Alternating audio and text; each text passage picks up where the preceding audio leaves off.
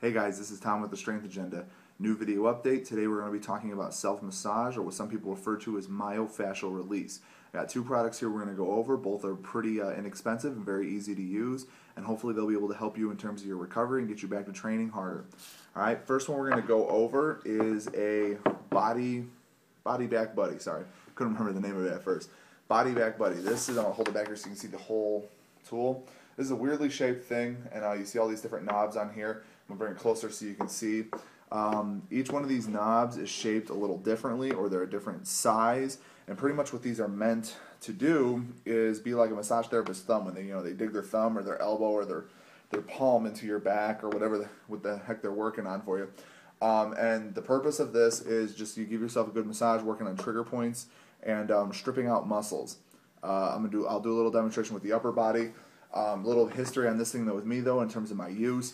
I tore my pec during a strongman contest about 3 years ago or so, and during my physical therapy, this was one of the tools that we used to strip out my pec.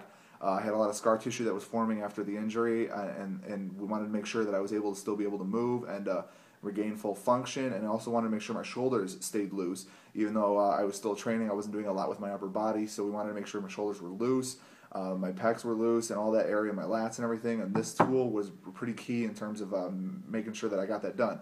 I didn't own one of these, so when I moved to California and then here to South Carolina, I didn't have one. I had been looking around trying to find one that was for a good price and just waiting to pull the trigger on it.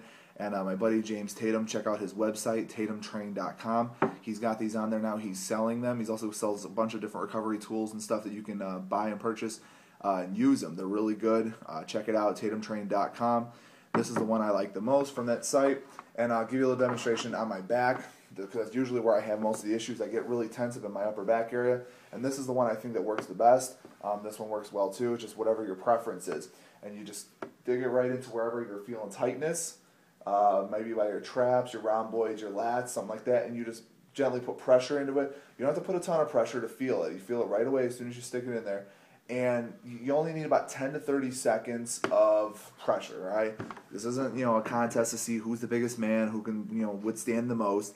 There's no need for that. So, just a little bit of pressure, get it caught in there, push on that muscle, and help it, get loose. Any tight or sore muscles, this is really good for, getting blood flow, working blood back into that area, getting blood flow going, and making you feel better, right? You can use these knobs, all different kinds of things. For instance, like I said with this one, we would just take...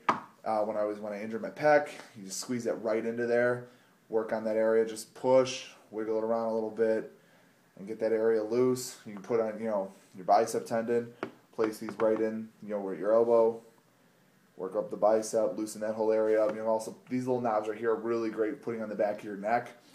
Another good thing too I like doing with this is stripping out your quads. My quads get really tight, especially after a lot of squatting and pulling and all that stuff. You put this thing right in your quad and just work it down, and it'll help strip your quads right out. You're working on your calves, your feet, your hamstrings, any part of your body. This thing can help you. Little disclaimer though: don't put it on your bones. All right. I know that sounds stupid to say and everything, but you would be surprised how many people would try it and then they'd be complaining that they hurt themselves using this. This isn't meant to be put on your bones. Okay. It's meant for your muscles. For sore and tight muscles, this is the tool you use. Okay. Don't put it on your bones. Also, if you've got bruising going on or any kind of skin irritation, don't make it worse. Don't put this on there and keep working it, because obviously you're doing something wrong or you're going too hard. So just be smart about using this for sore and tight muscles, any strains and stuff like that. This can help you loosen things up. Don't put it on bones. Don't put it on bruises. Don't put it on any kind of skin irritation, all right? It also comes with a pretty cool little book. Talks about different trigger points and stuff. I'll hold that a little closer so you can see. Talks about the different trigger points in the body, gives you a website to go to, and the one that interested me the most was you can also use this thing on your calves and your feet, and it talks about reflexology. It gives you a bunch of little different areas that you can focus on with this tool, and depending on the area that you push on, it gives you a different area of the body that this is affecting. I thought this is really interesting, so I'm feeling an article coming on for the Strength Agenda on reflexology coming here anytime soon. But yeah, so like I said, get one of these. Works really well. Side here. Next tool that I use that I love, I've talked about it before, but I don't know if I've actually demonstrated using it, is an Orbital polisher. This is one I got from Walmart, but you can get them from anywhere: Walmart, Target, CVS, any hardware stores that you need them from. This one I paid, I think, like $20 for. You can get them for around there, a little more, a little less, just depending on what kind of brand and how, you know, fancy you want it.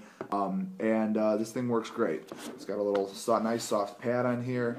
This one's plastic. Obviously, you can get like metal ones and whatnot. And pretty much what this is I like using this sometimes instead of a foam roller, because, you know, you really can't use a foam roller on every part of your upper body. I mean, you can.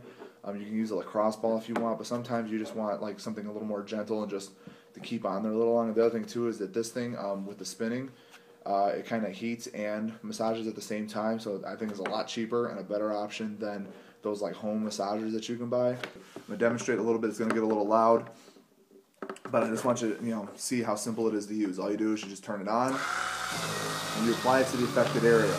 Now, like I said, don't hold it in one spot. Just move it up and down. You can use this on your legs. You can use this on your hamstrings, your calves, your feet, you know, your glutes. Even get it even to your hip, and it works great. Like I said, it's not super, you know, tense or anything like that. Just a nice, easy massage. And if you need to get a little bit deeper, turn it to the side here, and you get a little bit more pressure. Whatever you need. You know, be your own judge. Don't go crazy with it. This works really well. So these are two tools that I use. They work very well. They're fairly inexpensive.